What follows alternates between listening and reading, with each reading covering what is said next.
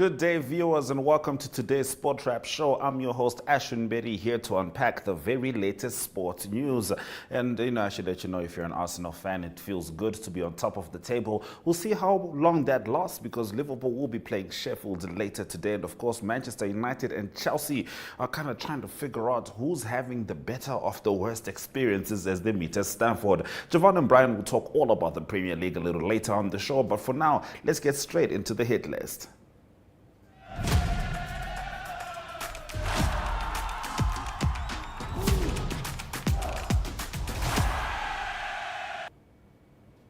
Now on Tuesday, the 2nd of April, Tatekulu Barbershop invited the Futsal Namibia national team Brave 5 for an all-exclusive haircut experience. 18 players, including staff, got their fresh haircuts done at Tatekulu Barbershop. The team will play 2 friendly matches against professional teams in Morocco before kicking off the competition, which starts on the 11th of April.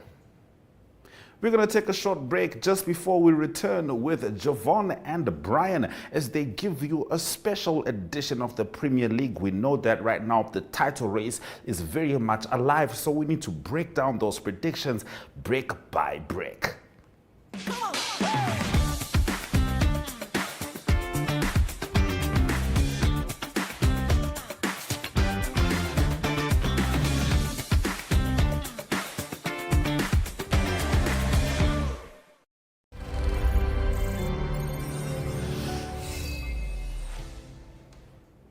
So like I said, Javon and Brian will be breaking down the Premier League just now. But as we were talking about futsal, we were talking about the barbershop experience. See it to believe it. Here we have Luis Olunga, futsal national team player, one of the forward players. Luis, how do you feel about the initiative of Tatekulu's collaborating with the national team and obviously sponsoring our haircuts and making sure we look fresh for the AFCON games? I feel well. This is a very big company when it comes to barber shops. Very big, one of the biggest in the country. Yeah, and I feel it's gonna be a booster for the team when we go there with fresh haircuts and everything will be okay. Yeah. So I'm very happy for this. And how are the preparations for the AFCON games going? The team is flying on Friday. How's your feeling overall? Obviously our first participations for the AFCONs, what's your feel about it? No, the preparations are going well. The camp is the mood is high in the camp. We're all doing well, so we're just looking forward for the next game. We take that one and then we'll see how we take the next one. So, but currently everything is going well. We are prepared and we're going to go there to showcase what we can do. Thank you very much. Thank you. We have Boniface Yanga here, a futsal national team player. How do you feel about the initiative of Tatekulu collaborating with Futsal Namibia, giving our whole squad a free haircut? It's actually a very good initiative. For him, in case of marketing his business and all those things, and for the team as well, because as you can see, the freshness, it's good. Every player got his haircut, like management got their haircuts, everything is fresh, in terms of the player himself, like the nicer you feel, there's a thing they say, the nicer you look, the good you play. But overall, I think it's an opener. Tatekulu brought an opener for more things, like more haircuts. I think going forward, more barbershops will try and sponsor us in terms of the haircuts and stuff. So it's a good go, and it's a good green light as a start. And how do you feel about the AFCON preparations? The team is flying Friday morning. What are your expectations as a player, and how's preparations going so far? Preparations have gone well ever since I've joined the squad from the very beginning that I came. Everything has been going well. We're pushing ourselves. Now as we're getting closer to the tournament, the intensity is dropping a little bit. We're focusing more on the intensity, or on the tactics, rather to say. I think we are ready. We are ready. We will be ready as we have 2 friendlies to go play in Morocco. We come there as playing against top-tier Moroccan futsal league teams. That will be a good fitness in terms of our match fitness and stuff. And I think as a collective and the individuals that are in the camp, we are ready to go and we are ready to go give everything we can. So we'll take it one game at a time. As you know, they call us the underdogs of the tournament. We are new to the tournament and all. But then just because they give us the underdog name, we are not going to shy away from anybody. We are not going to say sit down. We're going to go full out. So because we are very, very determined. We would like to get out of the group. And yes, you know, the main aim in the camp is to reach the World Cup stage. Thank you very much. Here we have Mr. Oscar Mbala, manager at Tatekulu's Independence Avenue. We just want to know, how do you feel about, the initiative that you have with the futsal national team, what this means for you, and how the day has been? Well, it's a very beautiful experience. We had all the guys here. We gave them beautiful cuts, got them ready for the tournament. It's really nice seeing such initiatives being done by a national team coming to see us here at Tatekulu. It's a beautiful establishment, and it's a beautiful thought to just have them here with us. All the best for the guys. And how many branches do we have of Tatekulu's worldwide? We have or like nationwide actually? We have 3 branches here in Windhoek, and then we have a 4th one opening in Barbers Bay this week. Okay, thank you very much. You're welcome.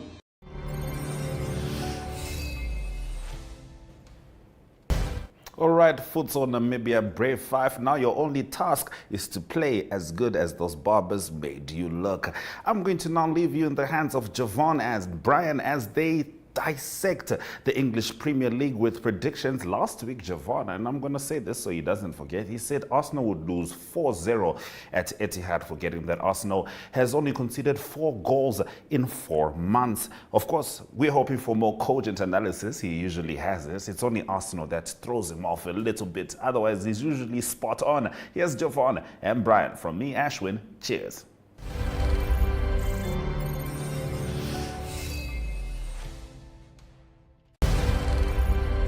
Chelsea supporters. Not an important game for the guys up there. It's not affecting them in any way. But what are your thoughts on tonight's games? Yeah, as you said, 2 different perspectives in those games. Mm-hmm. Obviously, Liverpool run in, looking to send Klopp off with the league title. Mm-hmm. Massive game for them to get 3 points, considering how well City played against Villa last night. And on the other side, we have United probably gunning for the last position in Champions League. Yeah. Probably 5th position should be good enough. So, yeah, it's a tough game, for Liverpool and for United. Chelsea at the bridge, you can't write them off. Yeah. Chelsea are a formidable force. However, we all know they've been inconsistent, so we have to take our chances, and considering how things went against Brentford, we need those points now, more than ever. And I think also looking at how Chelsea played before they're playing us now, the game they had against, I think, Sheffield, if I'm not mistaken, the draw. Yeah, so that just says... They played Burnley over the weekend. They played Burnley. They scored first. Burnley had a red card towards the end of the first half, but they still ended the game with a point. So I think if Burnley can do that at the bridge, which is known as a fortress, and I think United can go rock up there and just nick the 3 points. Chelsea are leaking goals. They're leaking goals. However, they have Cole Palmer, who's on form, who's on fire. Cold streak, and the celebration. We have Martinez, who's out once again. That's a bummer. I think it's out for a month. And he just came back, So it's another setback. Yeah, so defensive unit not looking too strong. As I said, conceding that late goal against Brentford really dampened our Champions League chances, dreams. For next season. So it's an important match for ourselves. Chelsea to redeem some sort of respect in the league. Sheffield also, they look like they're possibly going down. So Liverpool, they're playing home, right? Yeah, they're home. Anfield. It's going to be a tough game for Sheffield. However, wounded animals, Sheffield, they've been coming strong now lately. Yeah, and they've been scoring a few goals, getting the points. But yeah, before we do move on to what's important, let's take a look at the picks that we did select for last week. But we're going to use Javon's picks to just see how he went through his selection with the 2 games that are still yet to play. Javon, just tell us a bit about the 2 games that we do have left. As you can see, the Crystal Palace, these are the games for the weekend. Okay, but yeah, let's run through these ones for now. Run us through your picks for this coming For weekend. this coming weekend, we can start there, no problem. Look, City are looking for the title. Okay. City, Arsenal, and Liverpool are looking to end the season strong. I do have an upset there later in the fixture list. But I think City easily 3-0 against Palace. I don't know how you feel about that. Palace haven't been the best Palace we've seen this season. I think I'm going to agree with you. I'm going to go. I'm not going to say 3. I'm going to go 2-0. Just because of the history between Crystal Palace and Man City. I mean, they have caused City a few upsets. I know. It's the weekend that one of our clients won the Soccer 13 for 3.7 million. What? It was the weekend when Palace beat City. Yeah, I remember it very, very... 3.7 million? Very clearly. Wow. Okay, now run us through the rest. Anyway, so Villa at home. We all know Villa at home. Unai Emery doing a good job this season. I think 1-0. That's safe and sound. Everton, Burnley. Everton are a good side, and I watched them recently. I think Everton have a couple of goals in them. Yeah. Brave, a very brave side, and especially at the Goodison. I would look for a little Everton with a 2-0 comfortable. 2-0 comfortable. Yeah. Fulham, Newcastle. That's what I'm Fulham. very You're not going excited to give your for. predictions up top. I'll run them through as soon as you're done. Okay, I'll Fulham, quickly look. give you.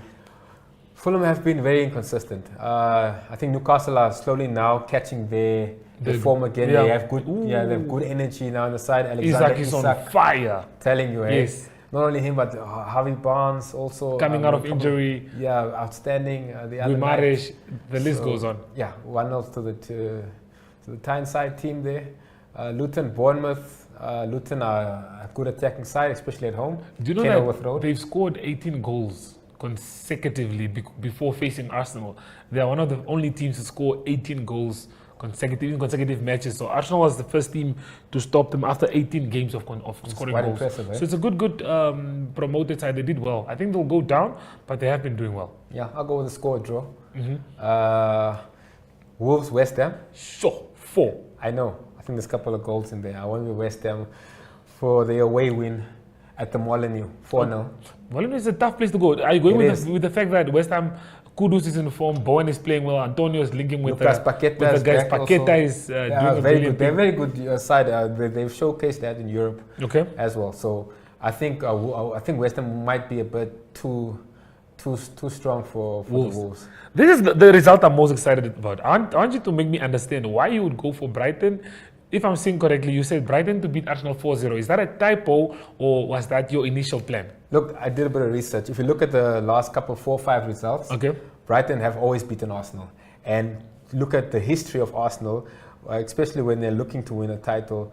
This is the time where Arsenal crumble. Will they stumble? Will they... Arsenal always stumble this time of the season, and I feel like this is the game where Arsenal are out of the title race. I'm sorry for all Arsenal supporters out there.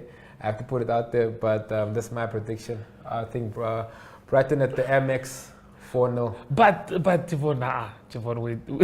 Especially on the basis that Arsenal have such a sound defense, you know, with Exactly. Gabriel and, They've only conceded 4 or 5 goals in the last 16, 15 games. yeah, now they're going to concede another 4. And my question is, why are you not giving Arsenal a goal? So you don't think Saka, Odegaard, Gabriel Jesus, I don't know what happened with Saka. See, he wasn't. He was injured last time, yeah. Last night, yeah. I'm not sure if he's going to make it to the weekend. So we have to wait for that Arteta press conference. Okay. But yeah, I think Brighton are a very good footballing side. Also one of the teams that have been a bit inconsistent this season. But I think they're going to wipe the floor with Arsenal. Okay. The Arsenal fans, please don't come for this, man. But yeah, moving on to your next game. United taking on Liverpool. Yeah, you know, we all know what happened a fortnight ago. Also at Old Trafford in the FA Cup semi-final. Tough game, a lot of goals, but I think it'll be more conservative this time around. United with the 1-0.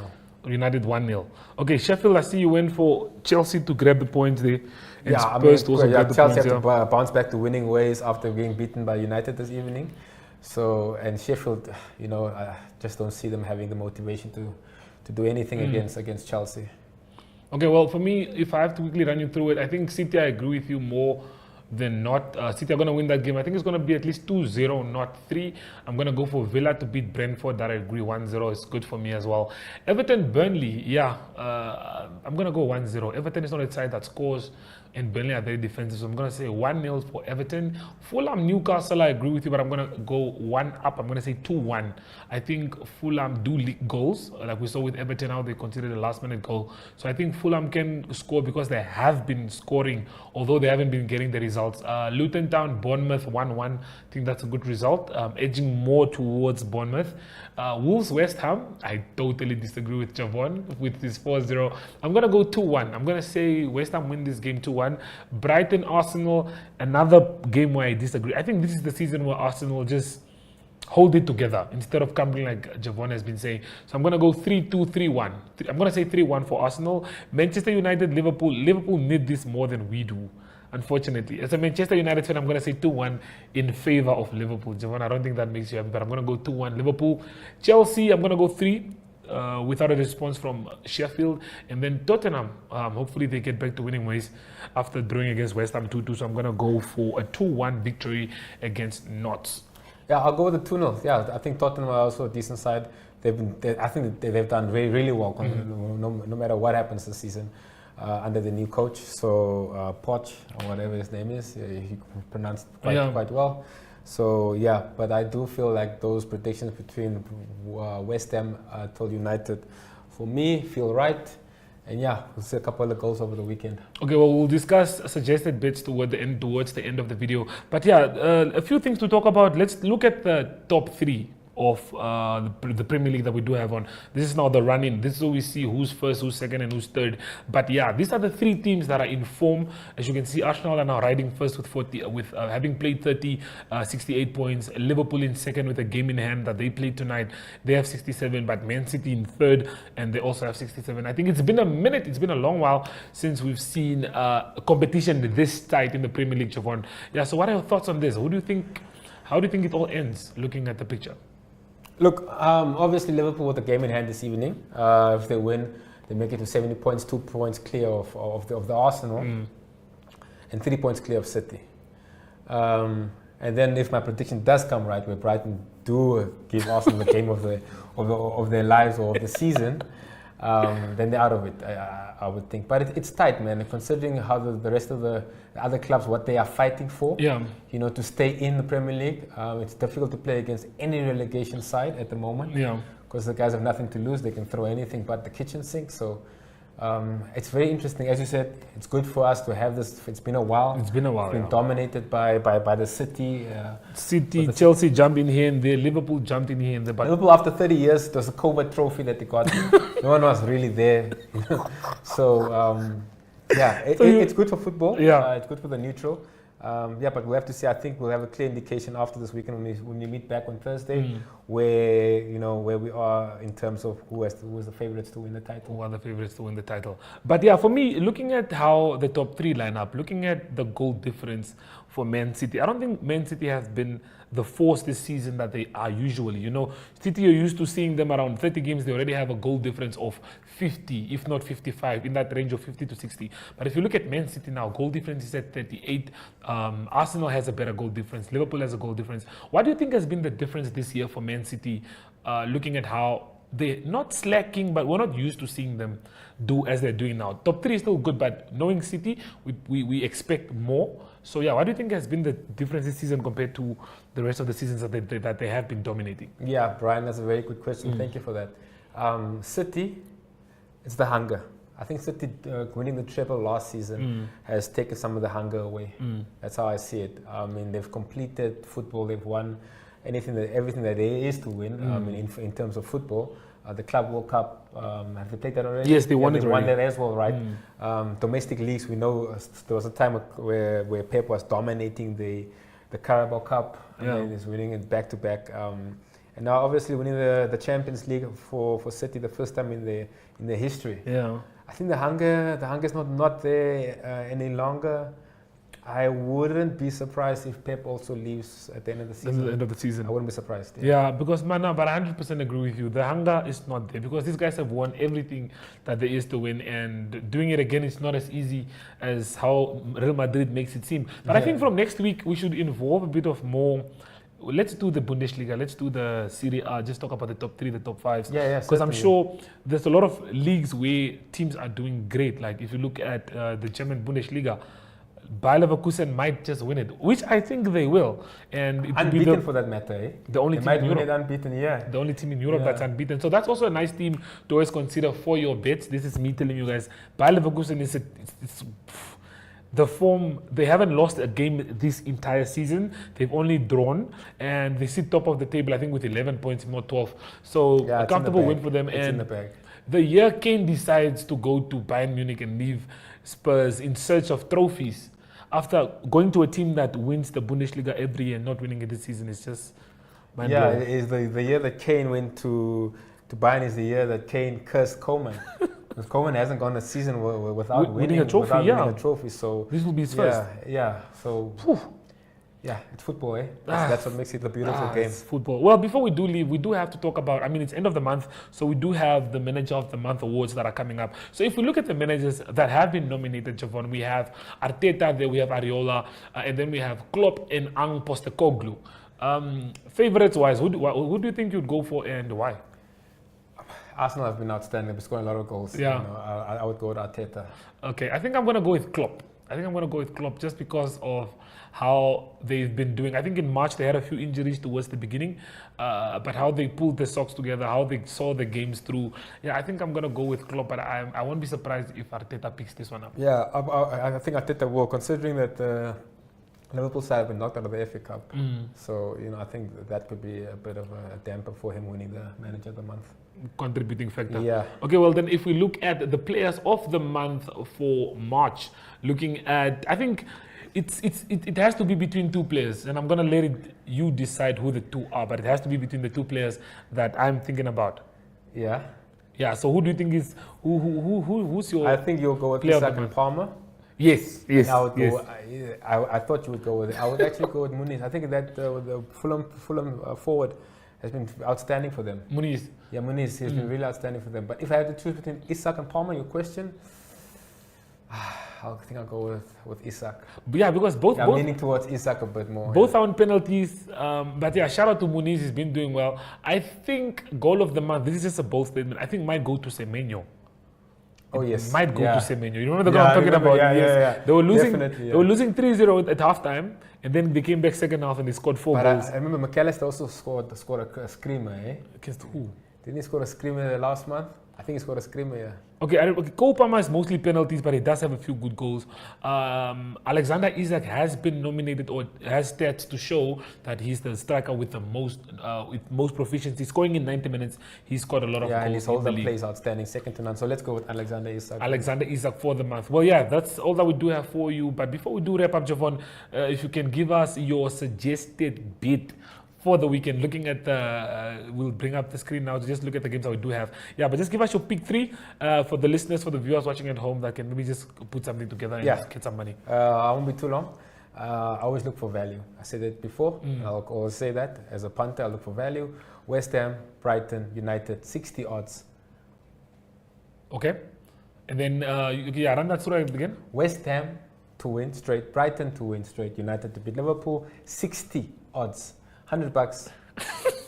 should This serve guy. you well. Okay, guys, I'm going to keep mine short and sweet as well. I'm going to go Man City handicap. That's handicap 1-5 for City to win with at least 2-0. And then I'm going to go for no, Villa I'm going to skip. I'm sorry. I'm skipping Villa. I'm skipping Newcastle as well because they're away. And then I'm going to go for Arsenal to beat Brighton. That's my choice. And then I'm going to include my third game has to be Chelsea for safety. I'm going to say Chelsea straight win and Spurs straight win. Those are my 4 games. So that's Man City to win, Arsenal to win, Brighton to lose against Arsenal, I mean. And then the last one has to be Spurs to beat Notts. Those are my 4 games. But yeah, looking at the top 10, yeah, this is what you guys do have. I mean, Zoa is running away with this thing. Zoa has 300 points. We have Zoa M with 293. And then Nesta Kati, who just jumped above me, I think yesterday, has 292.5. Those are the top 3. These are the guys that are now in contention to win the money, which is 25,000 for first prize, 15,000 for second prize. And Nesta Kati holding that place for 10K. So yes, guys, Javon, before we do leave, just run us through again with the competition that we do have, just so the viewers know Yeah, what to do. so whoever ends up top, as you said, now 25,000 Namibian dollars. Zoa opened the gap now with 7 points. Yes. Quite impressive. Zoa. So kudos to you, but it's still a long way to go. So yeah, it's a lot of prize money, and also we have our JSB mega giveaway that's coming up on the 19th of May. 19th of May. We'll announce the date of the competition, of the the actual event within due course. But yeah, a lot to look forward to towards the end of the season now. So yeah, not only can the teams in Europe win their trophies and prizes, so can you as a viewer at home and as a JSB client. Make sure you are 18 and you just signed up and your account is verified. There you have it, guys. I think you couldn't have said it any better. But yeah, from us in studio, Brian and Javon, we'll be seeing you guys again next week, Thursday. So bet safely, and yeah, hopefully you guys can get some wins over the weekend.